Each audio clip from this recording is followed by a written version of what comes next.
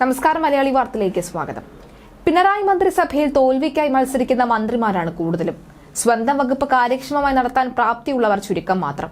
അക്കൂട്ടത്തിൽ പെടാത്തയാളാണ് ആരോഗ്യമന്ത്രി വീണ ജോർജ്. മാധ്യമപ്രവർത്തകയായിരുന്നപ്പോൾ രാഷ്ട്രീയ പാർട്ടികളെയും നേതാക്കളെയും തലനാഴിക കീറി പരിശോധിക്കുകയും വിമർശിക്കുകയും ചെയ്തിരുന്നയാളാണ് വീണ ജോർജ്. അതുകൊണ്ട് തന്നെ മന്ത്രിയായപ്പോൾ കാര്യക്ഷമമായി ഇടപെടൽ ഉണ്ടാകുമെന്ന് ഏവരും പ്രതീക്ഷിച്ചു.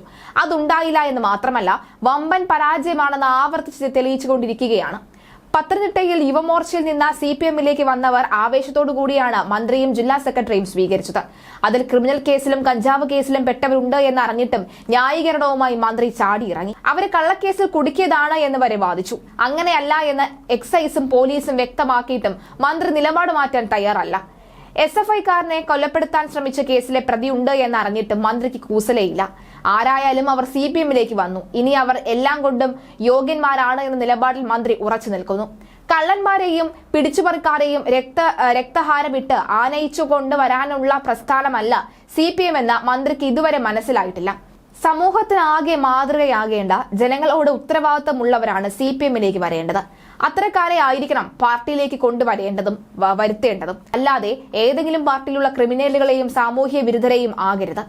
മന്ത്രി നാടാകെ നടന്ന് സാമൂഹ്യ വിരുദ്ധരെ പാർട്ടിയിലേക്ക് കൊണ്ടുവരുന്നതിനിടെ സ്വന്തം വകുപ്പ് വെന്റിലേറ്ററിലായ വിവരം മാധ്യമങ്ങളിലൂടെയാണ് മന്ത്രി അറിഞ്ഞത്.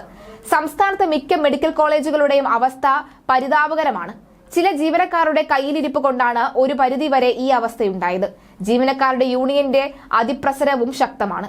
ശസ്ത്രക്രിയയ്ക്ക് ചികിത്സ തേടിയ രോഗിയെ പീഡിപ്പിച്ചതും വിരലിന് പകരം നാക്കിലും ഓപ്പറേഷൻ നടത്തിയത് വീണ ജോർജ് ആരോഗ്യമന്ത്രിയായിരുന്ന കാലത്താണ് എന്ന് പിന്നീട് പറയേണ്ടി വരും. അതുപോലെയുള്ള വിചിത്രമായ കാര്യങ്ങളാണ് വകുപ്പിൽ അരങ്ങേറുന്നത്. കോഴിക്കോട് മെഡിക്കൽ കോളേജിൽ രോഗിയെ പീഡിപ്പിച്ച സംഭവത്തിൽ കുറ്റക്കാർക്കെതിരെ മൊഴി നൽകിയ നഴ്സിനെ സ്ഥലം മാറ്റുകയും അതിനെ ന്യായീകരിക്കുകയും ചെയ്ത മഹാമനസ്കയാണ് വീണ ജോർജ്. ഇടത് അനുകൂല ജീവനക്കാരുടെ സംഘടിത ശക്തിയുടെ സമ്മർദ്ദത്തെ തുടർന്നാണ് മന്ത്രി അത്തരത്തിലൊരു നിലപാട് സ്വീകരിച്ചത്. കോടതി ഉത്തരവുണ്ടായിട്ടും അവരുടെ സ്ഥലം മാറ്റം റദ്ദാക്കാൻ സർക്കാർ തയ്യാറായില്ല.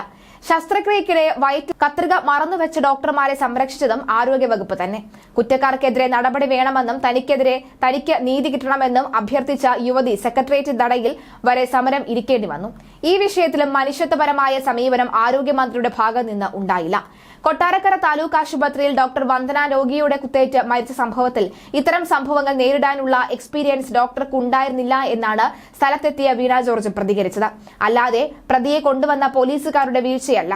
ആശുപത്രിയിൽ ഡോക്ടർമാരടക്കമുള്ള ആരോഗ്യ പ്രവർത്തകയ്ക്ക് രോഗികളുടെയും കൂടെ വരുന്നവരുടെയും മർദ്ദനം ഏൽക്കാൻ തുടങ്ങിയിട്ട് കൊല്ലം കുറയായി. യാതൊരു നടപടിയും സ്വീകരിച്ചില്ല. ഒരു ഡോക്ടർ കൊല്ലപ്പെട്ടതോടുകൂടി ആരോഗ്യമന്ത്രി സംരക്ഷണ ബില്ല് പൊടിതട്ടിയെടുത്ത് പെട്ടെന്ന് നിയമസഭയിൽ അവതരിപ്പിച്ചു.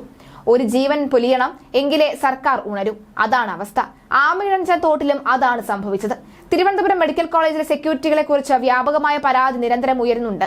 ചില ജീവനക്കാരുടെ പെരുമാറ്റം വളരെ മോശമാണ്.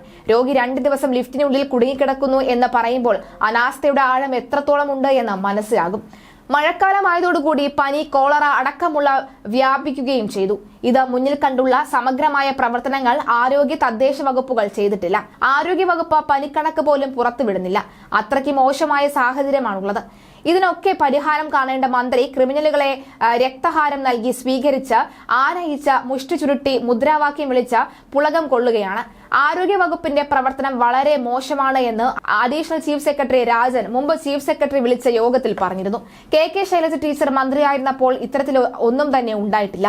എല്ലായിടത്തും ടീച്ചറുടെ കണ്ണും കാതും എത്തുമായിരുന്നു. എവിടെയെങ്കിലും നീതി നിഷേധം നടന്നാൽ അതിലുടൻ തന്നെ ഇടപെടുമായിരുന്നു. ദൗർഭാഗ്യവശാൽ മന്ത്രി വീണ ജോർജിന്റെ ഭാഗത്ത് നിന്ന് അത്തരത്തിലൊരു നീക്കം ഉണ്ടാവുന്നതേയില്ല.